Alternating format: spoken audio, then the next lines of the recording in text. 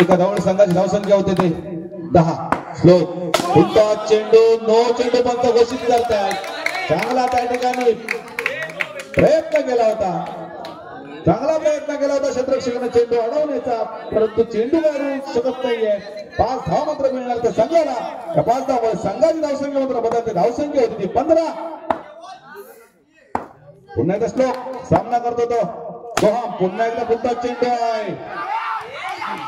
चांगलं क्षेत्ररक्षण त्या ठिकाणी होत आहे, परंतु एक धाव मात्र रोखू शकत नाही. एक धाव भेटते ती सोहमला, एक धाव भेटते संघाला. एका धावमुळे संघाची धावसंख्या मात्र बदलते. अंदाजीचा पाहूया स्लो. हा मात्र पुन्हा चेंडू. जोरदार प्रहार, जोरदार प्रहार. 4 धाव मात्र भेटतात रोशनला. 4 धाव भेटतात संघाला. या 4 धावामुळे संघाची झटपट धावसंख्या बदलते. धावसंख्या होते ती 20. 1-20 धावसंख्या. खरोखरच आता मात्र काहीच थोडस महागड षटक म्हणावं लागेल श्लोकाचं. श्लोकाचा पुढचा चेंडू. पुन्हा एकदा जोरदार प्रहार. चांगला क्षेत्ररक्षण त्या ठिकाणी. धाव मारतो रोशन. रोशनला धाव मारतोय. दुसरा धक्का बसतोय धावबादच्या रूपाने.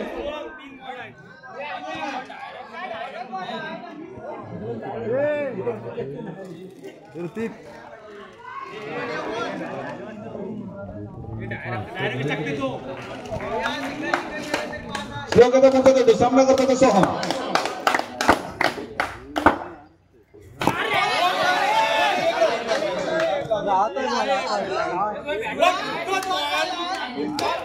एक घोषित धाव.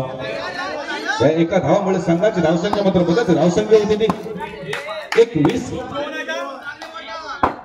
21 अशी धावसंख्या. पुन्हा एकदा श्लोक सामना करतो तो. हा का मात्र चांगला चेंडू. खरोखरच चांगला चेंडू. पाय टाकलेला चेंडू. तेवढाच ताकदीचा फलंदाज आहे तो. एक धाव मात्र भेटते ती. पुन्हा श्लोक.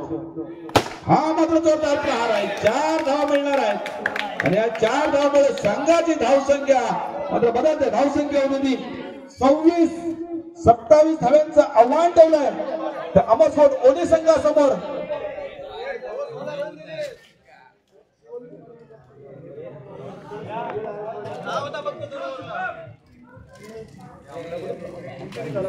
श्लोकेने या षटकामध्ये 17 धावा खर्च केल्यात.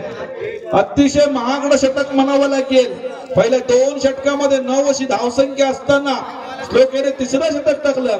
26 धावसंख्येपर्यंत मजल केलेली आहे. 27 धावांचं आव्हान आहे हा सामना जिंकण्यासाठी अमरफोर्ट ओली संघाला.